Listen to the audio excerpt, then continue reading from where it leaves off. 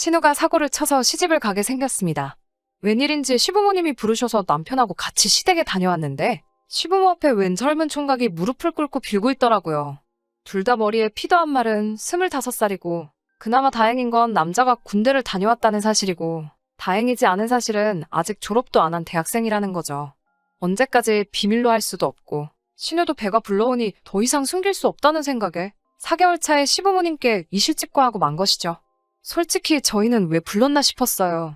발언권이 있는 것도 아니고 그냥 그 남자 겁주려고 병풍처럼 쓰려고 부르신 건지 모르겠지만 아무튼 시부모님은 아주 길길이 날뛰기 시작했어요. 남자한테 정말 입에 담기도 힘든 욕을 사정없이 해대셨고 당연히 결혼시킬 생각이 없다고 눈앞에서 사라지라고 말씀도 조금 심하게 했어요. 그렇게 그 남자를 돌려보내고 신우를 앞에 앉혀다가 너는 머리에 피도 안 마른 게 밖에서 대체 뭔 짓을 하고 다니는 거냐고 잔소리를 하기 시작했죠. 그런데 그 남자가 나간 지 30분도 안 돼서 초인종을 다시 누르더라고요.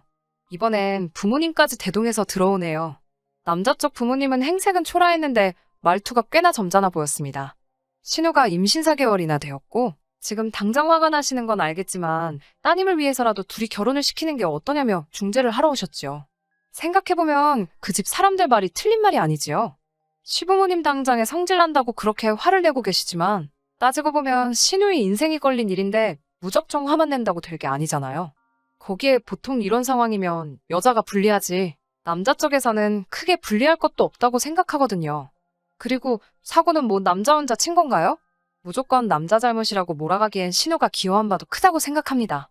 아무튼 시부모님도 남자 쪽 집안에서 저 자세로 나오며 결혼을 시키자는 이야기를 시작하니 시어머니 태도가 살짝 바뀌더라고요. 아무리 그래도 그렇지 지금은 신우 뱃속에 아이부터 챙기며 병원 가서 검사도 받아보고 해야 하는 것 아닌가 싶은데 무슨 생각인지 남자 쪽에다가 니네 아들이 우리 딸 인생 망쳐놓았다는 식으로 우기며 결혼을 시키고 싶으면 일단 집부터 해와라. 자동차도 해오고 이것도 해주고 저것도 해줘라. 이런 식으로 무리한 요구를 하기 시작했어요.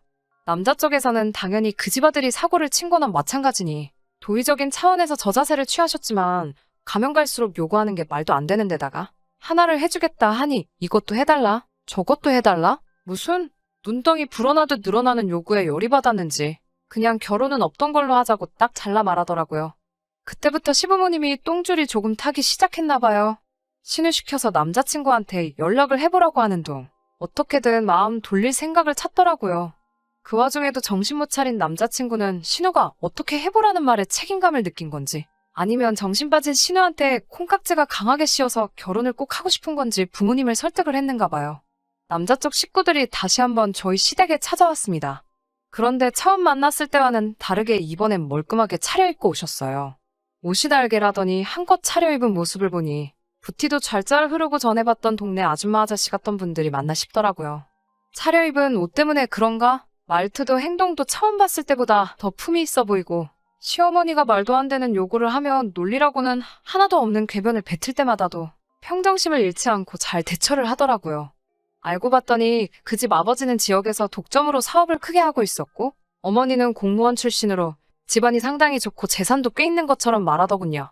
아무튼 두 사람은 이건 우리 아들 잘못도 있지만 양쪽에서 잘못한 일이고 이미 아이도 생긴 상황이니 좋던 싫던 간에 두 사람이 혼인을 하는 게 맞다고 생각한다고 하시며 집은 원하는 곳에 원하는 대로 마련해 줄 터이니 아이 출산 후 정식으로 식을 올리던지 아니면 지금 당장 식을 올리던지 그것마저도 여의치 않으면 그냥 지금부터 같이 살던지 정하라고 하셨어요. 집을 원하는 곳에 해주겠다는 말에 시어머니 눈이 반짝하시며 근방에서 제일 비싸고 신축인 브랜드 아파트 이름을 대며 그 아파트도 해줄 수 있냐고 물으시니 남자 쪽 아버지는 시모 질문에 말씀드렸다시피 원하는 곳에 원하는 대로 마련해주겠다고 자신있게 대답하시더군요. 시부모님 마치 봉이라도 잡았다는 표정으로 싱글벙글해 계시며 당장이라도 결혼식을 올리자고 하실 것 같은 분위기로 날짜는 언제가 좋겠냐며 말을 꺼내는데 그 집 아버지가 말을 딱 자르면서 한 가지 조건을 걸더라고요. 관습적인 건 부족함 없이 다 지원을 해주겠으니 당신들의 성의도 봐야겠다고 하셨어요. 그러고선 우리 시댁에선 당장 뚝딱하고 나올 규모가 아닌 정도의 혼수와 예단 목록을 내밀더군요. 한번 당해보라는 식으로 요구한 게 티가 나기는 했지만 끝까지 말투에는 품위와 예의가 느껴졌어요. 저 자세로 나오는 그분들을 우습게 보고 갑질 아닌 갑질을 하면서 한몫 뜯어내려는 심보가 눈에 보이니 아예 남자 쪽 집에서 우리 시부모 형편을 알고 한 방 먹이기 위해 작정을 하고 제안을 들고 오신 거죠. 그분들이야 지역 유지에 노후 준비까지 다 되어 있는 빵빵한 집안이지만 저희 시댁은 사실 땡전 한 푼 없거든요. 가진 거라고는 더러운 성질 말고는 내세울 게 아무것도 없는 사람들이에요. 그쪽에서 결혼을 하려면 맞춰줘야 할 확실한 조건을 들고 나오니 당장 시모도 엄두가 나질 않는지 주춤하시더라고요. 현실을 직시하니 정작 자기들은 몸뚱이 말고는 가진 게 하나도 없다는 걸 깨달으신 거죠. 시부모님이 그분들 제안에 어떻게 할 수 있다, 없다 가타부타 대답을 하지 못하고 있으니 순식간에 상황이 역전이 되어버린 거죠. 그 집 사람들은 그렇다면 언제까지 결정을 내리고 다시 이야기하도록 하자고 말하고는 통쾌한 표정으로 유유히 자리를 뜨셨어요. 시모는 허탈한지 닥쳤던 개마냥 현관문 쪽만 바라보고 있더라고요. 하지만 이 모든 상황을 옆에서 지켜보는 제3자인 제가 볼 때는 다른 건 모르겠고 신우 뱃속의 아이만 불쌍하더라고요. 엄마와 할머니가 될 여자가 태어나지도 않은 자신을 가지고 계산기만 두들기고 있다는 걸 알면 얼마나 마음이 아플까 싶었습니다. 제가 시집 올 때도 많이 힘들었어요. 시댁 정말 가진 것 하나도 없으면서 요구하는 건 더럽게 많았어요. 당시에 아버지 사업이 잘 안 풀려 집안 형편이 어렵던 시절이라 저희 쪽에서 해갈 수 있는 게 거의 없었어요. 하지만 시댁도 요구하는 거에 비해 뭐 하나 해줄 형편이 안 되었기 때문에 그냥 양쪽 다 집안에서 지원받는 건 없는 걸로 하고 남편과는 단칸방부터 시작하기로 했었어요. 피차 저도 남편도 서로 해온 건 없는데 저는 결혼 생활하면서 시댁 간섭도 많이 받아야 했고 별 쓸데없는 일로 종로를 식모노릇도 해야만 했어요. 그래도 묵묵히 살았지요. 남편 하나만 바라보고요. 단칸방 생활 시작했지만 둘이서 힘을 합쳐가며 지금은 전셋집을 구해서 살고 있습니다. 그때까지는 제 남편이 없이 자랐어도 저를 지탱해주는 든든한 동반자라고 생각을 했어요. 저희가 전셋집을 구한 시점쯤부터 해서 친정아버지 사업이 잘 풀리기 시작했어요. 아버지께서 제가 시집갈 때 해준 게 없던 것이 늘 마음에 걸렸다며 저만 보면 뭘 자꾸 해주시려고 안달이셨어요. 애초에 없이 시작한 거 저는 필요가 없다고 거절을 했더니 전 그렇다면 아파트를 한 채 해주겠다고 하시더라고요. 물론 당장은 그 정도의 목돈이 없으니 무리이고 조금씩 돈을 모아서 대출 없이 한 번에 구해주겠다 하셨습니다. 그런데 그 약속을 하시면서 저에게 남편이나 시댁 식구들한테는 집을 구해줄 때까지는 비밀로 해달라는 당부를 하시더군요. 이유를 물었더니 저보고 알지 않느냐고 결혼하기 전에도 그쪽 집안에서 돈을 가지고 얼마나 유난을 떠셨는데 집 해준다는 사실을 알면 집은 고사하고 저한테 남는 게 아무것도 없을 거라며 제가 남편을 얼마나 신뢰하고 사랑하는지는 알고 있지만 아버지 말 한 번만 믿고 이것만큼은 비밀로 해달라 하셨어요. 남편에게는 말해도 되지 않나 싶다가도 저도 시모에게 당했던 게 있으니 조심해서 나쁠 건 없겠다는 생각에 그렇게 하기로 했고요. 이번 신우의 일도 사실 제가 친정아버지께 부탁하면 어느 정도 도와줄 수 있었지만 일부러 관여를 하지 않았어요. 하다 정 안 된다면 그때 가서 제가 조금이나마 보태줄 의향은 있었지만요. 그런데 시어머니는 당장 남자 쪽 집안에서 요구하는 걸 맞출 수 없다는 생각에 많이 화가 나셨나 봐요. 그 상황에서 남 탓을 하기 시작하더라고요. 남 탓이라기보단 제 탓을 하셨죠. 며느리라고 하나 있는 거 이럴 때 도움도 안 되고 쓸모가 없다고요. 그러면서 제가 아이가 없는 걸 가지고도 뭐라고 하시더라고요. 아직 때가 되지도 않은 신우는 벌써부터 아이를 가졌는데 대를 이어야 할 며느리는 임신도 못하고 저러고 있다고요. 제가 몸이 안 좋아서 아이를 가질 수 없는 몸이기는 한데 그걸 가지고 또 제 속을 후벼 파시니 마음이 안 좋았어요. 왜 시부모님이 돈 마련할 방법이 없어 생긴 스트레스를 저한테 푸는 건지 이해가 가지 않더라고요. 결혼 생활 8년을 넘게 참아왔는데 더 못 참을 게 있나 싶어서 그냥 참았어요. 따지고 보면 제 일도 아니고 신우 일이었으니까요. 그런데 아무 말도 안 하고 있으니 더 심한 말을 합니다. 대까지 끊어놓는 것도 속에서 천불이 나 죽겠는데 거지 같은 집구석이라 이럴 때 도움도 하나도 안 된다고 하시더군요. 시어머니가 대놓고 저와 제 아버지를 욕보이고 있는데도 남편은 거기다 대고 아무 말도 하지 않고 있다가 대뜸 저랑은 상의도 한 번 없이 시어머니에게 우리 전세금 빼서 돈을 마련해 줄 테니 일단 신우부터 시집을 보내자고 하더군요. 전세금 빼고 나면 우리는 시부모님 집에 들어와서 살면 되니 일단 급한 불은 끌 수 있지 않겠냐고 하네요. 그 돈이 어떻게 마련한 돈인데 남편은 우리가 함께한 고생은 생각하지도 않고 오직 사고친 신우 시집 보내는 거리에서 그 돈을 헌납하겠다 잘도 말을 하더라고요. 시어머니는 대번에 신우 시집 보낼 돈도 생기고 부려먹기 쉬운 식모까지 꽁으로 생기니 대번에 무릎을 탁 치며 좋다구나 타령을 하시더군요. 여태까지 저를 위해준다고 생각했던 남편의 모습은 힘든 시기를 이겨내기 위해 저 혼자서 만들어낸 허상이었나 봅니다. 제가 아주 콩깍지가 단단히 씌어 있었나 봐요. 팔은 역시 안으로 굽는 거구나 하는 후회가 한가득 몰려오면서 이제 더 이상 참아야 할 이유가 있는가 싶더라고요. 그래서 처음으로 시어머니한테 대들었어요. 그 집에서는 5억짜리 집을 해준다는데 어떻게 딸내미 시집 보낼 돈 5천을 만들지 못해서 이 사단 만드냐고. 그리고 왜 그 돈을 내 집 전세금 뺀 돈으로 내려고 하냐고 소리를 질렀죠.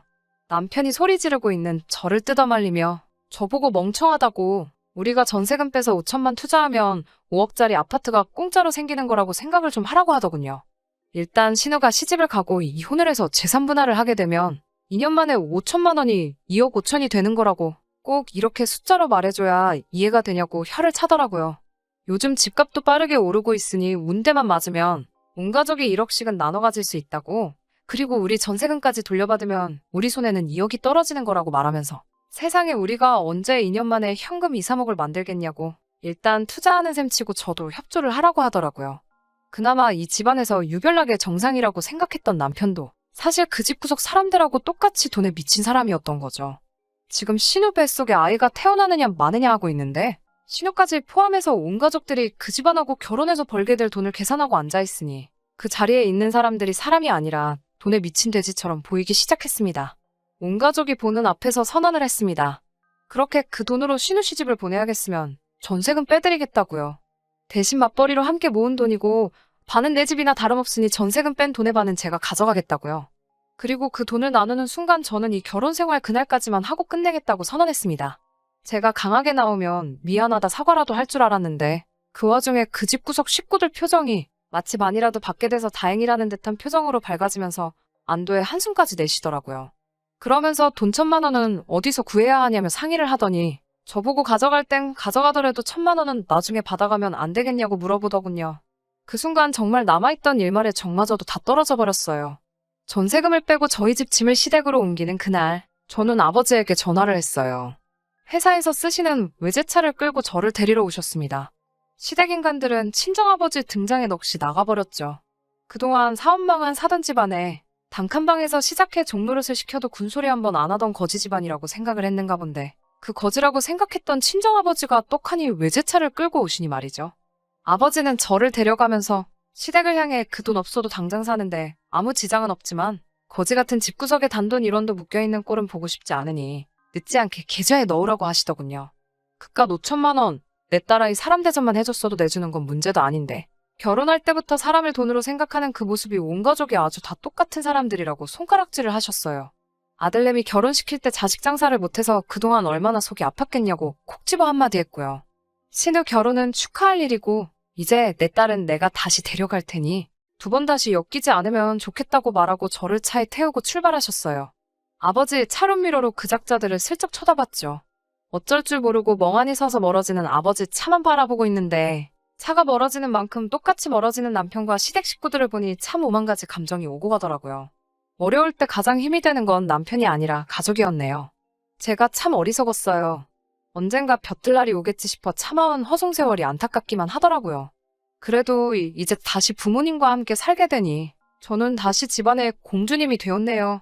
아버지 출근하고 적적하신 어머니 말동무가 되어주고 일 끝나고 지치신 아버지한테 애교도 부려보고요.